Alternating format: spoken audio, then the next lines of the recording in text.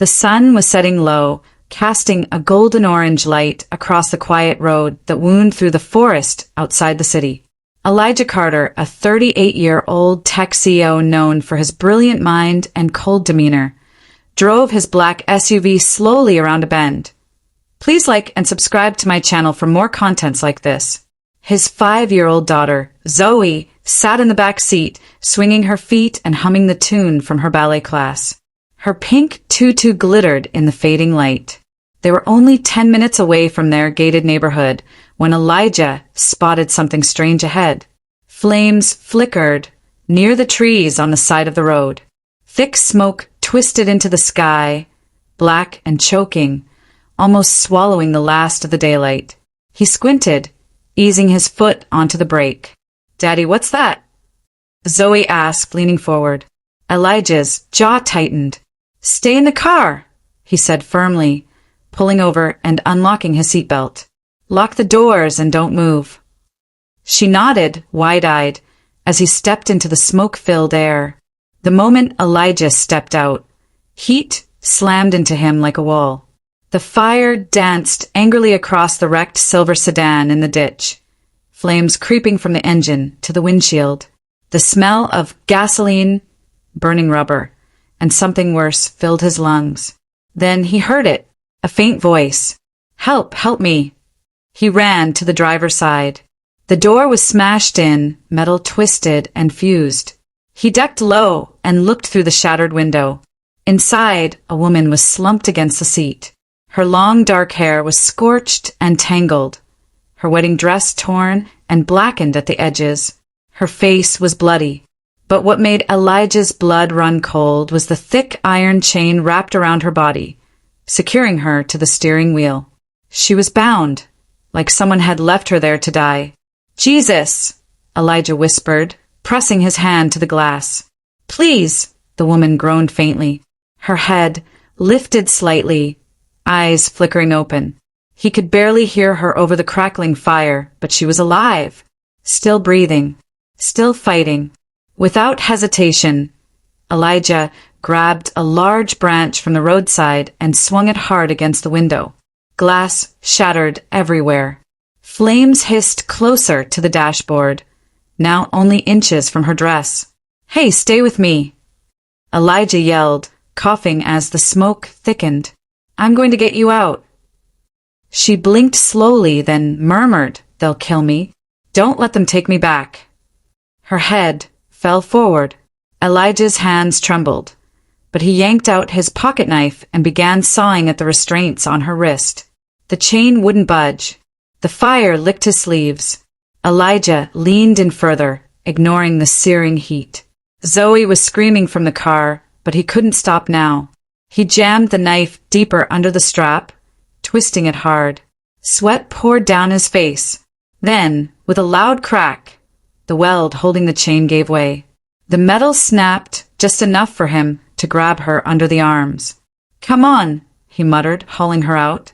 She was limp, dead weight, but he pulled with everything he had, dragging her through the window just as the fire reached the center console. Seconds later, the car exploded behind them, a fireball lighting up the trees. Elijah shielded the woman's body with his own, covering her head as debris rained around them. His heart pounded like a drum. Somewhere in the distance, Zoe was screaming, "Daddy!" over and over. Sirens were getting closer. He looked down at the woman in his arms. Her breathing was faint, her skin pale. "You're safe now," he whispered. "I've got you." But deep down, Elijah knew this wasn't over. Not even close. The hospital's emergency lights buzzed overhead. Nurses rushed by in scrubs. Elijah paced outside the treatment room, his arms crossed tightly. His clothes still smelled of smoke. His hands were cut. The woman had been unconscious since the rescue. No ID, no phone, nothing but a burned wedding dress and those haunting chains. 2 police officers stood nearby. One of them, a detective named Renaud, stepped forward. "You the one who pulled her out?" Elijah nodded. "She was chained to the steering wheel." "No idea who she is?" Never seen her before in my life, Elijah replied, his voice hoarse. Detective Renaud scribbled something in his notebook. She said someone would kill her. Elijah nodded. Before she passed out, she said, they'll come for me.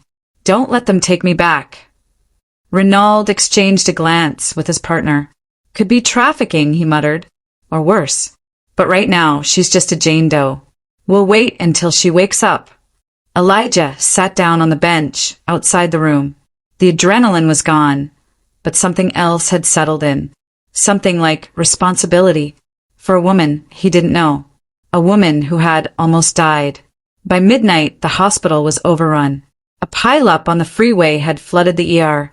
The administrator, a tall woman in scrubs, approached Elijah with a clipboard. She's stable, she said, but we don't have room for long-term recovery. And since you were the one who found her... Elijah looked up sharply. You want me to take her? She's not under arrest. No family. No ID. Just needs a place to recover, short term. He looked through the window at her. She lay so still. Bruises across her face, oxygen tube in her nose. Something in his chest tightened. I'll take her, he said. The next morning, Elijah pulled into his driveway in the coastal neighborhood of Rose Hill. His home sat on the cliffs, all glass walls and clean lines, overlooking the ocean. It had been quiet for too long. Since Zoe's mother died 4 years ago, the house had echoed with silence. Only Zoe's giggles filled its corners. Who's that, Daddy? Zoe asked, watching as Elijah carried the woman into the guest room. She's someone who needs our help, he replied. Zoe tilted her head. She's wearing a sparkly dress, but it's all burned, like she escaped a dragon. Elijah smiled faintly. Maybe she did. Later that night, Elijah checked on the woman again. She lay in the guest bed, her breathing soft. Zoe stood by the door, peeking inside. Is she a princess? She whispered. Elijah raised an eyebrow. Why do you say that? Zoe stepped in quietly. Because she survived fire. That makes her magic. She nodded to herself. I'm going to call her Princess Ember. Elijah looked at the sleeping woman. The bruises on her wrists, the haunted look even in rest. Princess Ember, he repeated softly. Yeah, maybe that fits. Outside, the waves rolled steadily in, like a heartbeat that never stopped. That night, Elijah stood in the hallway, watching the soft light spill from the guest room. Princess Ember, as Zoe had called her, stirred restlessly in her sleep.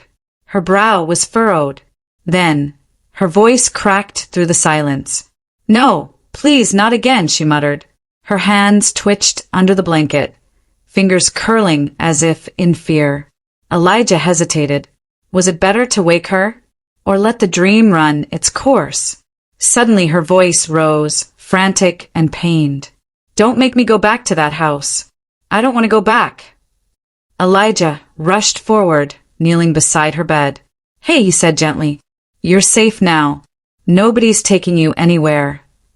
But even as he soothed her, he knew this woman had lived through something far worse than a crash. Morning light spilled into the room through pale curtains. Princess Ember's eyes fluttered, opened slowly. Her breath came in short, startled gasps. She didn't know where she was. She didn't even know who she was. The ceiling above her was white. The air smelled like salt and lavender. Her wrists ached. Her legs felt weak.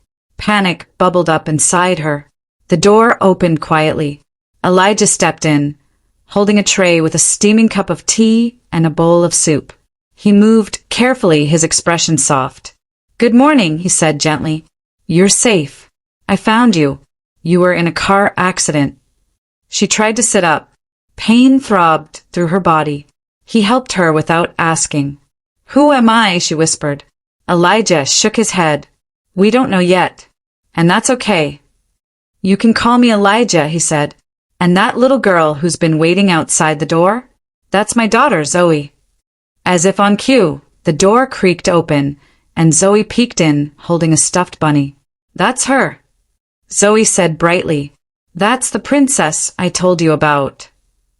Elijah chuckled. Soft voices, remember? Zoe crept closer, her eyes wide with wonder. Can I tell you your name? The woman blinked, unsure. Princess Ember, Zoe announced. Because you came from the fire and didn't burn away. For a second, the woman smiled, a weak, cracked little thing, but real. Elijah watched in silence. Something in her had already started to return. The days passed slowly. Princess Ember still couldn't remember her real name, but she remembered small things. She knew how to make tea. She hummed lullabies under her breath. She flinched at loud noises. And every night, she woke from nightmares she could never explain. Elijah gave her space, but he was always nearby. He didn't ask questions she couldn't answer. Zoe, on the other hand, gave her no space at all. She clung to her like ivy to a wall, painting pictures with her, braiding her hair, dragging her out into the garden with her bunny. I like her, Daddy, Zoe said one evening. She doesn't make me feel like a kid. She listens with her whole face. Elijah nodded. Yeah, she does. One Saturday afternoon, Elijah offered to take them to the store. Just for groceries, he said. You could use some fresh air. Princess Ember hesitated. I don't know. You'll be okay, he told her. We'll all stay together. She nodded slowly. At the store, she held onto the cart like it was a lifeline. The lights were bright. The people were loud. Music played from the speakers. Zoe ran ahead to look at a display of toys. Ember reached for a box of cereal, distracted, then looked up. Zoe was gone. Zoe, she called, her voice tight. She dropped the cereal and ran, panic clutching her throat. The aisles blurred. Every shopper looked like a threat. The walls felt like they were closing in. Zoe! Ember cried louder. She turned a corner and saw a man in a gray hoodie crouching beside a child. She screamed, "Get away from her!" The man looked up, startled. He was just handing Zoe a sample cookie. But Ember didn't see that. She saw a locked room. She saw shadows and chains. She dropped to her knees, shaking. Zoe ran into her arms. I'm here. I'm here. Moments later, Elijah rushed around the corner. He dropped beside them. What happened? Ember couldn't speak. She clutched Zoe tighter. I thought I lost her, she whispered. Elijah didn't say anything. He simply held them both, breathing with them, grounding them. That night, as he tucked Zoe into bed, she whispered, Is she okay now? He kissed her forehead. She's trying, and you're helping more than you know. He found Ember sitting by the window, her knees to her chest. You don't have to talk, he said. Just sit with me. She looked at him, tears in her eyes.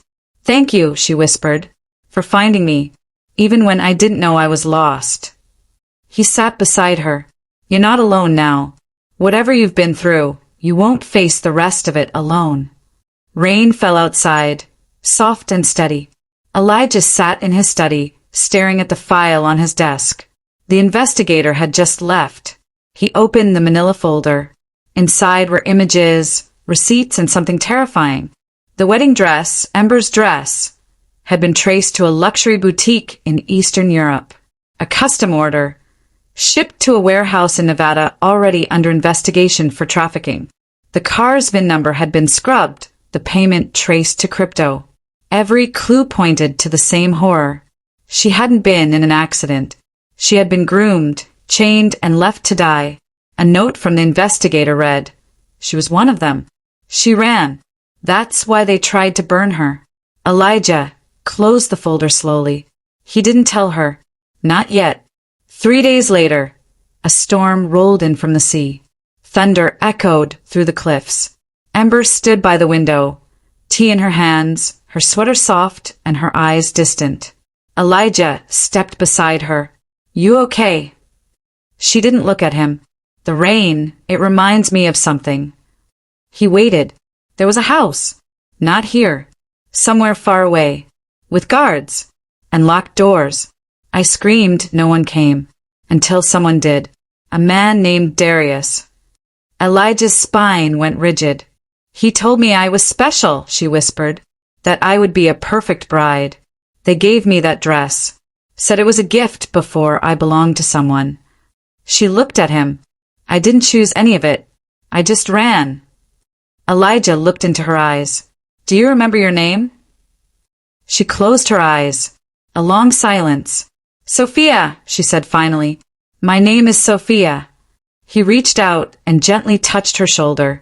Thank you for telling me. That night, Elijah didn't sleep. He checked the windows, locked every door twice. Then he saw it on the security feed, a figure in the garden. Elijah grabbed the gun from the lockbox. Rain soaked him as he stepped outside. He moved fast, cutting through wind and mud. The figure in the hood turned when he shouted. They locked eyes for 1 second. Then the man bolted. Elijah gave chase into the trees.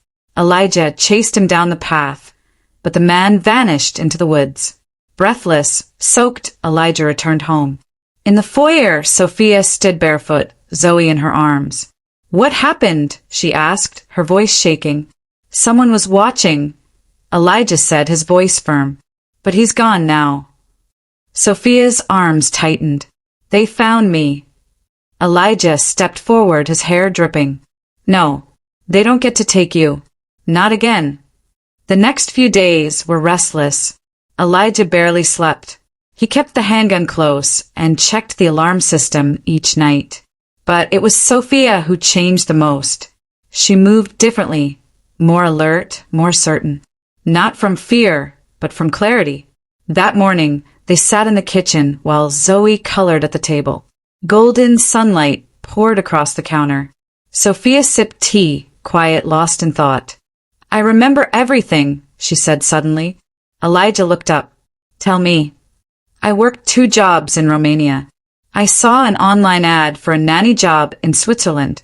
It promised a visa, good pay, a future. I thought it was real. She swallowed hard. They flew me to Belgium first. It wasn't a hotel, it was a compound. No windows, no phones, doors locked from the outside. Elijah's face hardened. They took my passport, taught us how to walk, how to smile. Then they sold us. Sophia's hands shook. They sold me to a man named Victor Langdon. Rich. Cold. He wanted someone obedient. Darius was the broker. He told me I was lucky. That Victor would keep me longer than most. Elijah leaned forward. You ran. When Victor tried to seal the marriage, I broke a glass and stabbed him. I escaped. I don't remember how I got here. I just woke up in that car, chained, burning. Elijah was quiet for a long time. You need witness protection, he said finally. This is too big, too dangerous.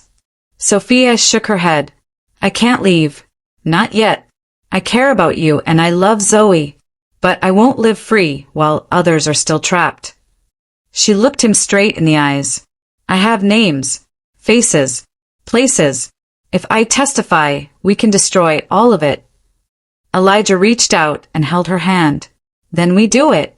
Together. Elijah called a federal contact. Quietly, carefully. The FBI launched a full investigation, building a case off Sophia's information. She stayed hidden, laying low. But Darius never stayed quiet for long. It was a clear afternoon. Elijah was driving them to Zoe's ballet class. Sophia sat in the front seat, Zoe humming in the back. Everything felt normal. Then BM. An SUV slammed into them from the side. Metal screamed. Glass exploded. The world spun. Elijah's vision blurred. Blood dripped down his temple. He turned. Sophia was dazed but alive. Zoe was crying in the back seat. The doors wrenched open. 2 men in masks grabbed at the handles. One raised a gun. Sophia screamed, "Don't touch her!" Elijah went for the glove box. The attacker smashed his ribs with the gun. Elijah gasped, dropping. "Take the girl," one of the men shouted. "No." Sophia lunged over the seat, wrapping herself around Zoe. Elijah, groaning in pain, kicked the attacker's arm and slammed the door shut. Sophia seized the moment. She shoved Zoe out the far side. Run, baby. Run to the trees. Zoe bolted into the grass. One man chased her, but Sophia chased him. She tackled him to the ground, punching, clawing. He dropped. Elijah, bleeding, crawled back into the driver's seat. With what little strength he had, he rammed the SUV forward, scattering the second attacker. Back at home, doors locked tight, they huddled together on the floor. Sophia pressed gauze against Elijah's ribs, her voice steady but eyes shining. I can't keep running, she said. Elijah, breathing hard, met her eyes. Then we end it. She nodded. I'm going to face him. I'll stop Darius. No more hiding. He touched her cheek. We do it together. Like and subscribe to my channel for more contents like this, and let us know where you are watching